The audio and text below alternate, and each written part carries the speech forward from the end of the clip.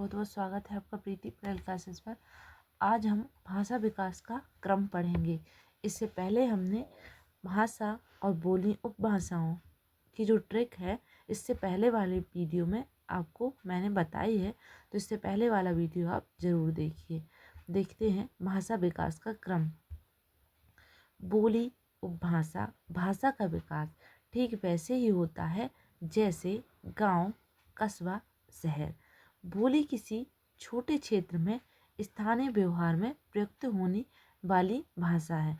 देखिए, बोली और भाषा में अंतर है। बोली छोटे क्षेत्र में बोली जाती है, जबकि भाषा एक विस्तृत क्षेत्र में बोली जाती है।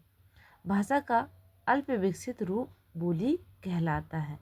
भाषा का जो अल्प विकसित रूप बोली कहलाता है। कोई भी लिखित रूप अथवा साहित्य नहीं होता।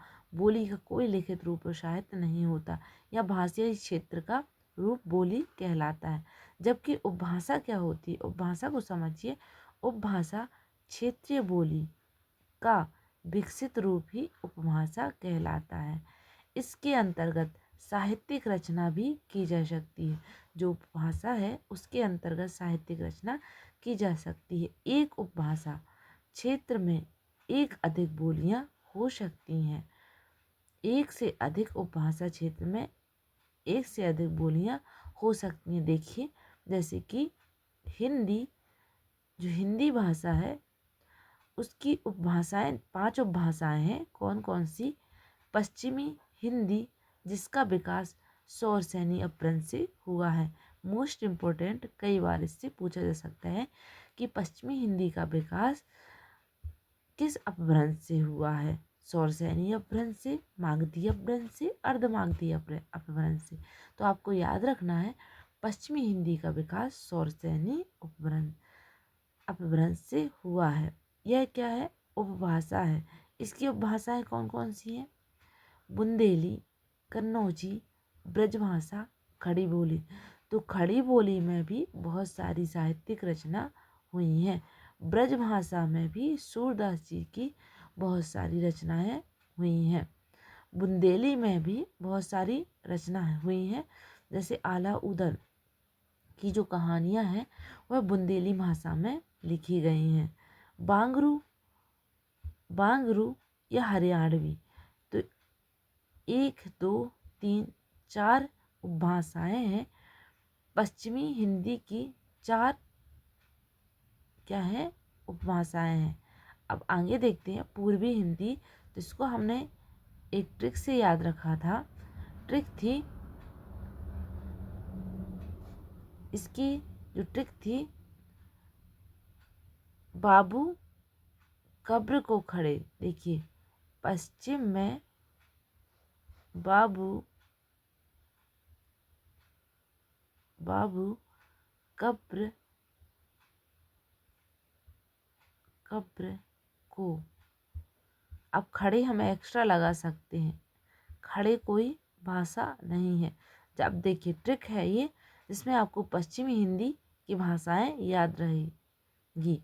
पश्चिम में बाबू कब्र को खड़े, तो पश्चिम से पश्चिमी हिंदी, बा से बांगरू, बू से, ये छुटू की मात्रा लगाइएगा, बू से बुंदेली,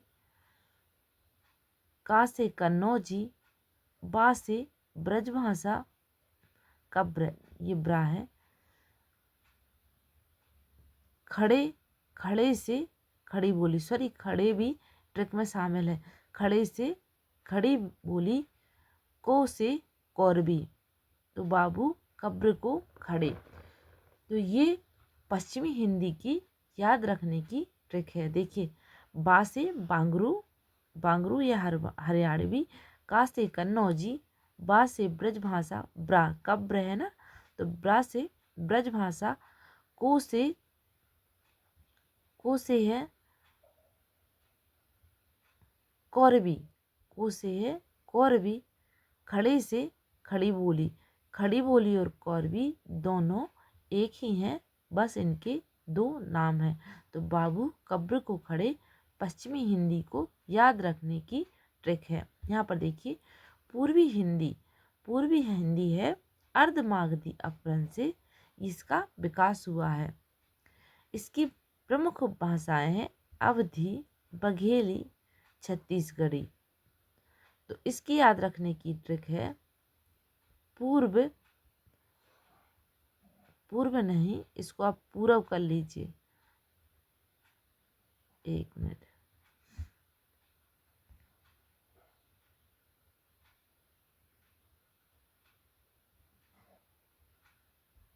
पूरब, पूरब ने अब तक 36 रन बनाए या छक्के मारे, कुछ भी आप रख सकते हैं ट्रिक में। तो 36 रन बनाए मतलब पूरब किसी का नाम है जिसने 36 रन बनाए हैं।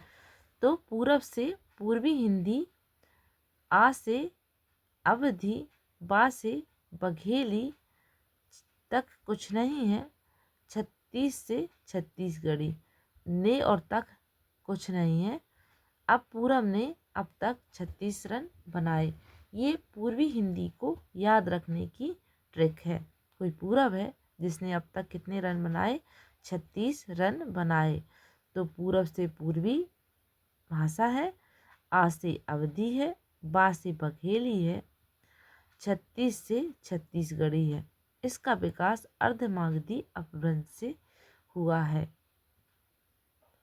आगे देखते हैं बिहारी हिंदी मागधी अपभ्रंश से इसका विकास हुआ है। इसकी उपभाषाएं हैं मगही, मैथिली, भोजपुरी। इनका जो क्षेत्र है हम अभी मानचित्र के हिसाब से देखेंगे कि कहाँ से कौन कौन सी बोलियाँ बोली जाती हैं, क्योंकि क्षेत्र भी कई बार पूछ लिए जाते हैं। तो इसकी आसान से ट्रिक है बिहारी, बिहारी मैम, बिहारी मैम भोज करें, बिहारी मैम भोज करें। तो बिहार से बिहारी हिंदी, मैं से मैथिली, माँ से मगही, भोज से भोजपुरी, करें कुछ नहीं है। तो बिहारी मैम भोज करें। देखिए बहुत सटीक ट्रिक है। मैंने इससे कभी क्वेश्चन लगाती थी तो कभी मेरे गलत नहीं हुए हैं, आपके भी कभी गलत नहीं होंगे। ऑप्शन 4 रहते हैं और आपसे पूछा जा सकता है कि इसमें से जो मगही जो है या मैथिली जो है किस की उपभाषा है। बिहारी है, पश्चिमी हिंदी है, पहाड़ी हिंदी है। तो ये बहुत आसानी से कई बार मोस्ट इम्पोर्टेंट, अगर हिंदी का आप पेपर दे रहे हैं, उपभाषाएं जिसमें भाषाएं और बोलियां बहुत इम्पोर्टेंट है, आपके सिलेबस में है। तो आपको मोस्ट इम्पोर्टेंट चीज़ें क्या है कि आपको याद रखना है कि हिंदी के क्षेत्र सबसे इम्पोर्टेंट क्या है। जो हिंदी है, जैसे पश्चिमी हिंदी और पूर्वी हिंदी में कौन कौन सी उपभाषाएं और बोलियां आती हैं। क्योंकि आपसे ये पूछा जा सकता है कि मैथिली है, ये पश्चिमी हिंदी में आती है या पूर्वी हिंदी में आती है, बिहारी हिंदी में आती है। तो ये इम्पोर्टेंट। दूसरा इम्पोर्टेंट आपसे पूछा जा सकता है इसका विकास क्रम, कि बिहारी जो हिंदी है इसका विकास किस में हुआ है। तो अर्धमागधी अपभ्रंश में हुआ है, मागधी अपभ्रंश में हुआ या सौरसैनी अपभ्रंश में हुआ। तो आपको मागधी अपभ्रंश, अर्धमागधी अपभ्रंश, इनका विकास का क्रम याद रखना है।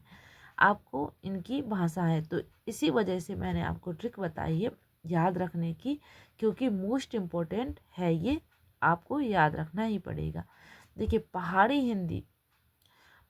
हिंदी की भाषा है कुल्लई, गढ़ावली, कुमाऊनी। तो ये तो बहुत सरल है, बहुत सरल है, आप याद रख सकते हैं। आपको पश्चिमी हिंदी, पूर्वी हिंदी, बिहारी हिंदी याद रहेगी, तो ये तो अपने आप से याद रख रहेगी। फिर भी आप ट्रिक बना लीजिए कि पहाड़ पर गढ़वाल कुआं खोदने गए, तो कुआं में ये कू भी आ जाएगा, ये कू भी आ जाएगा। पहाड़ पर जो गढ़वाली लोग हैं वो कुआं खोदने गए। तो ये ट्रिक है पहाड़ी हिंदी की। अब देखिए राजस्थानी जो है जयपुरी, निवाड़ी, मालवी, मारवाड़ी। इसका विकास क्रम याद रखिए, इसका विकास क्रम भी पश्चिमी हिंदी की तरह सौरसेनी अपभ्रंश से हुआ है। तो ये जयपुर, खंडवा, उज्जैन, जोधपुर, बीकानेर राजस्थान में बोली जाती है। अब यहाँ पर देखते हैं इसकी ट्रिक। देखिए इसकी जो ट्रिक है, राजस्थानी मामा जमे, राजस्थानी मामा जमे। तो राजस्थानी यहाँ मैं पूरा नहीं लिख रही हूँ क्योंकि बनेगा नहीं। राजस्थानी मामा जमे। अब देखिए राजस्थानी माँ से मालवी, माँ से मारवाड़ी, मतलब माँ से दो भाषाएं आ रही हैं, तो मामा हमने ले लिया। राजस्थानी मामा जमे, तो जा से जयपुरी, में से मेवाती है, जो यहाँ पर मेंशन नहीं की गई है। एक भाषा इसकी मेवाती है राजस्थानी की, तो में से मेवाती। तो राजस्थानी मामा जमे। जयपुरी निवाड़ी, राजस्थानी मामा जमे निवाड़ में। तो निवाड़ में आप ऐसे याद रख सकते हैं, राजस्थानी मामा जमे निवाड़ में। तो राजस्थान से राजस्थानी हिंदी, मामा से मालवी मारवी, जमे से जयपुरी, में से मेवाती, और निमाड़ में मतलब निमाड़ एक क्षेत्र है। अब देखिए सौरसेनी अपभ्रंश, इससे विकास हुआ है किसका? राजस्थानी हिंदी का। भीली भी इसमें आती है। ये 5 उपभाषाएं हो गई जिसमें हिंदी भाषी क्षेत्र बटे हुए हैं। अब इनको आगे हम देखते हैं, इनका क्षेत्र देख लेते हैं। प्रमुख जो भाषा परिवर्तन के कारण देखिए क्या होते हैं। आपसे पूछा जा सकता है कि किस कारण से भाषा में परिवर्तन आता है, तो नॉलेज के लिए याद रखिए कई पीढ़ियों का अंतर भाषा परिवर्तित कर देता है। स्थान विशेष की जलवायु भी भाषा को परिवर्तित कर देती है। दैहिक भिन्नता, भौगोलिक विभिन्नता, जातीय मानसिक अवस्था में अंतर, रुचि, कई बार रुचि आदमी को बोलने की होती है, कोई निवाड़ बोलता है, कोई निवार बोलता है, मतलब जो सरल जीव को लगे वह इंसान बोलना शुरू कर देते हैं। प्रवृत्ति परिवर्तन एवं बदलाव तथा प्रयत्न साधना आदि कारण से भाषा में परिवर्तन होता है। अब देखते हैं हिंदी और उनकी बोलियों का भौगोलिक क्षेत्र। देखिए यहाँ पर ये पहाड़ी हिंदी, हरियाणवी, खड़ी बोली, ब्रजभाषा या कन्नौजी, बुंदेली, यह जो उपभाषाएं हैं वह पश्चिमी हिंदी की बोलियां हैं।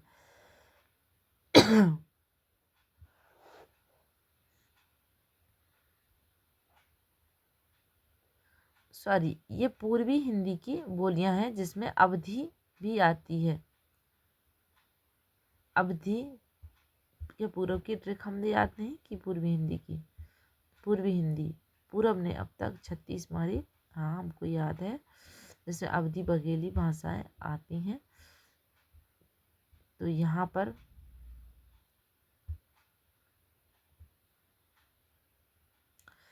ये जो क्षेत्र है ये पश्चिमी हिंदी का क्षेत्र है, जिसमें अवधी, बुंदेली, खड़ी बोली, ब्रजभाषा, कन्नौजी, ये क्षेत्र जो ऊपर का एरिया है हरियाणा से सटा हुआ, तो ये पश्चिमी हिंदी का एरिया है। अब यहाँ पर देखिए पूर्वी हिंदी में बघेली आती है, जिसमें रामचरितमानस की रचना हुई है तुलसीदास के द्वारा। सॉरी, बघेली में नहीं, अवधी में हुई है। सॉरी, बघेली में नहीं हुई, अवधी भाषा में रामचरितमानस की जो है भाषा है, अवधी भाषा में रामचरितमानस लिखा गया है।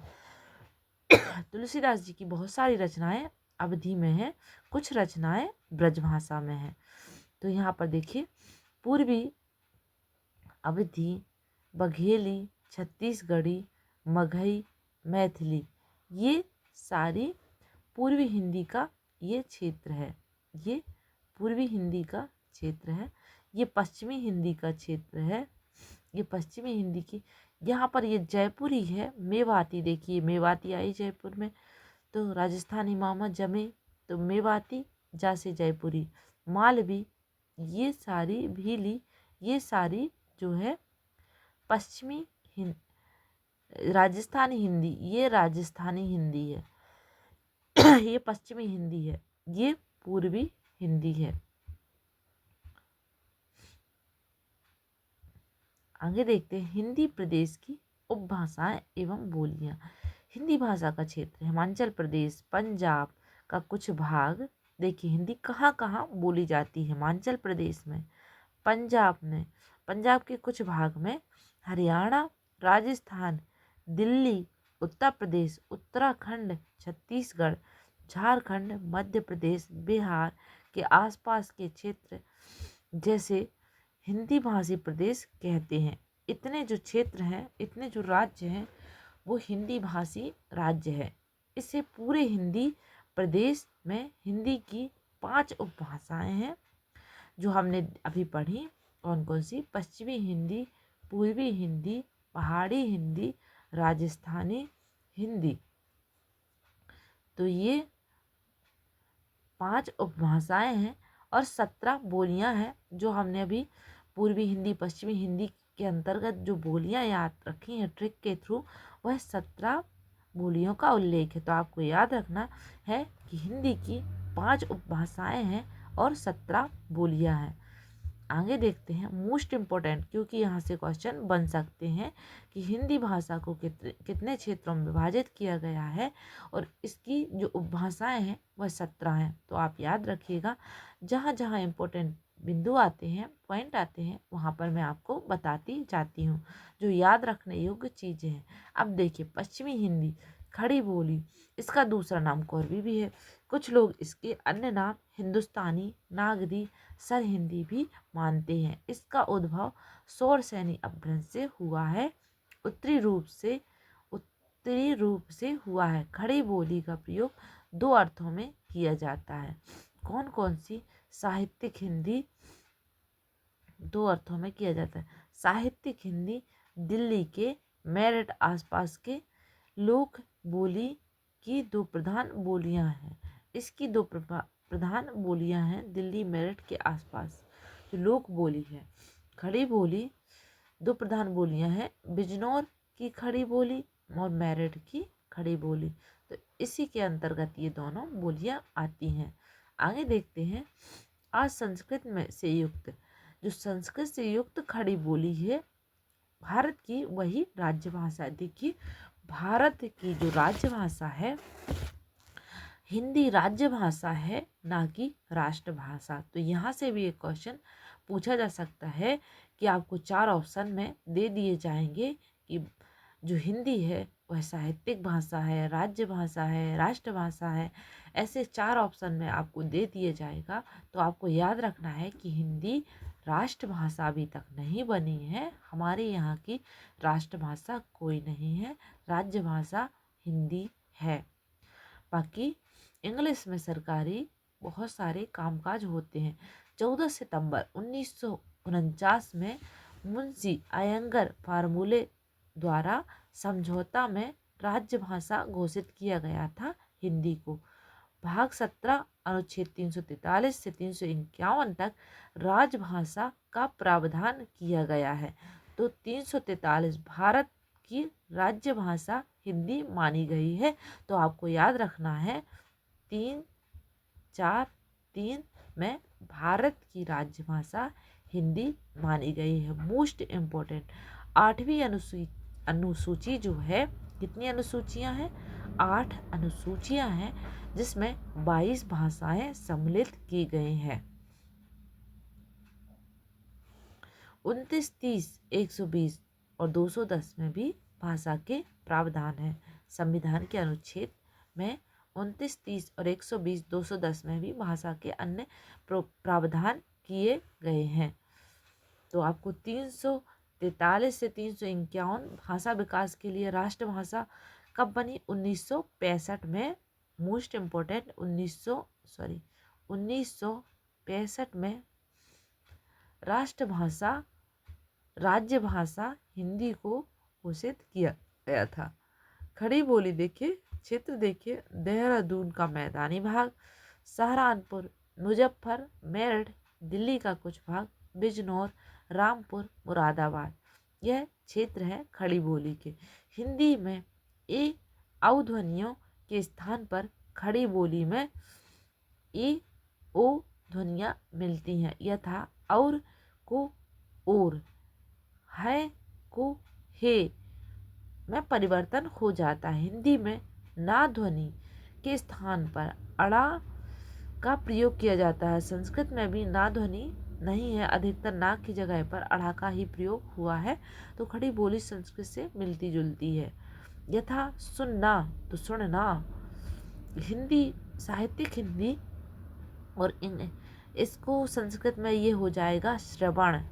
देखिए, संस्कृत में भी आपको अगर तत्सम शब्द पूछे जाएं तो अधिकतर ये स्रा वाले और अड़ा वाले शब्द संस्कृत के तत्सम शब्द होते हैं। आगे देखते हैं साहित्यिक हिंदी में। अब ये ध्वनियाँ भी चेंज हो जाती हैं। ये देखिए, बिंदु वाले अड़ा ढ ड ध बोला व लिखा जाता है, जैसे कि बड़ा बढ़ा, चढ़ा चढ़ा। ब्रज भाषा, ब्रज प्रदेश की भाषा है। देखिए क्यों मैं आपको ये डिटेल से पढ़ा रही हूँ। यहाँ पर देखिए, इससे क्वेश्चन बनते हैं।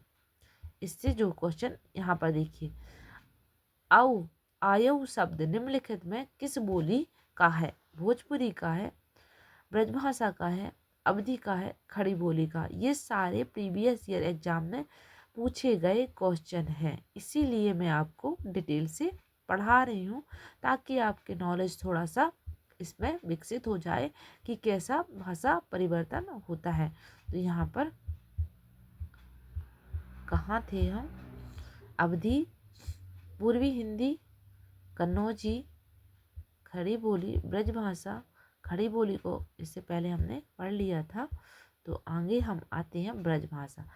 ब्रज प्रदेश की भाषा ब्रजभाषा कहा जाता है। प्राचीन काल में ब्रज शब्द का प्रयोग पशुओं या गौओं का समूह या चारागाहों के लिए होता था। इसका विकास सौरसेनी अपभ्रंश के मध्यवर्तीय रूप से हुआ है। गंगा यमुना के मध्य भाग की भाषा होने के कारण डॉक्टर ग्रेशन अंतर्वेदी का नाम दिया है, इसका नाम ब्रजी दिया है। ब्रजी का भाषा मणि माधुरी एवं नाग भाषा भी इसको कहते हैं। ब्रजभाषा को याद रखिएगा, कभी कभी यहाँ से क्वेश्चन बन जाते हैं। मथुरा, अलीगढ़, आगरा, हाथरस, फिरोजाबाद, बुलंदशहर, एटा, बदायूं, मैनपुरी, बरेली आदि ब्रजभाषा के क्षेत्र हैं। तो आपसे पूछा जा सकता है कि मथुरा की भाषा कौन सी है, अलीगढ़ जो क्षेत्र है, आगरा का जो क्षेत्र है उसकी भाषा कौन सी है। 4 ऑप्शन में दे देंगे। ब्रजभाषा है, अवधी है, बघेली है। तो आपको याद रखना है इनके क्षेत्र भी कि ब्रजभाषा मथुरा, अलीगढ़, आगरा, हाथरस, फिरोजाबाद, बुलंदशहर, एटा, बदायूं, मैनपुरी में बोली जाती है, बरेली नहीं बोली जाती है। इनमें तीनों में सा सा। अब देखिए, ये वाला संस्कृत में सबसे अधिक प्रयुक्त होता है। सा से केवल ये सा मिलता है, मतलब ये दोनों नहीं होते, केवल एक सा मिलता है। री के स्थान पर री, ये ऋषि का री प्रयोग में नहीं होता, क्योंकि ये ऋषि का रा भी अधिकतर तत्सम शब्दों में आपको देखने को मिलेगा। तो मैंने तत्सम शब्दों को प्रीवियस ईयर एग्जाम के क्वेश्चन करवाए हैं, साथ ही साथ उनको पहचानने के लिए ट्रिक भी बताई है। तो आप तत्सम तद्भव वाले वीडियो भी जाकर चैनल पर देख सकते हैं। सारी ग्रामर मैंने प्रीवियस ईयर एग्जाम करवाए हैं, साथ ही साथ ट्रिक भी बताई है, तो आप उनको भी जाकर जरूर देखिएगा। अड़ा के स्थान पर ना मिलता है, जैसे कि प्रवीण, तो प्रवीण यहाँ पर देखिए ब्रजभाषा में ना हो गया, जबकि खड़ी बोली में ये अड़ा था। ढ के स्थान पर रा का प्रयोग, मतलब ये कठिन शब्द प्रयोग नहीं होते, ब्रजभाषा मीठी बोली है तो इसलिए रा शब्द का ये कठोर वर्ण है। तो इसके स्थान पर रा का प्रयोग किया जाता है।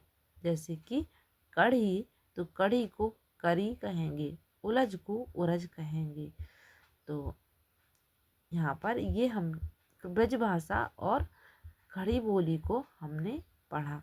अब आगे देखते, खड़ी बोली में आकारांत संज्ञाओं के स्थान पर औकारांत संज्ञाएं मिलती हैं, यथा हमारा। यहाँ पर ये खड़ी बोली के बारे में थोड़ा सा और पढ़ लीजिए, क्योंकि ये खड़ी बोली का क्षेत्र है, ये ब्रजभाषा का है, ये ब्रजभाषा का क्षेत्र है। अब आगे यहाँ देखिए, खड़ी बोली के हिंदी में आकारांत संज्ञाओं के स्थान पर औकारांत संज्ञाएं मिलती हैं, यथा हमारा के स्थान पर हमारऊ, उनका के स्थान पर उनकऊ। साहित्य, ये खड़ी बोली के आकारांत संज्ञाओं के स्थान पर औकारांत मिलती है, मतलब ये ब्रजभाषा है, खड़ी बोली में आकारांत। जैसे कि हमारा, तो यहाँ पर लास्ट में देखिए आ आया, आ में आ की मात्रा आई, तो यह आकारांत संज्ञाएं कहलाती हैं। जबकि यहाँ पर देखिए औकारांत, औ हो गया, आ का क्या हो गया, औ। तो खड़ी बोली में हमारा रहता है, जबकि जो ब्रजभाषा है उसमें हमारऊ हो जाता है, आकारांत की जगह औकारांत परिवर्तित हो जाता है।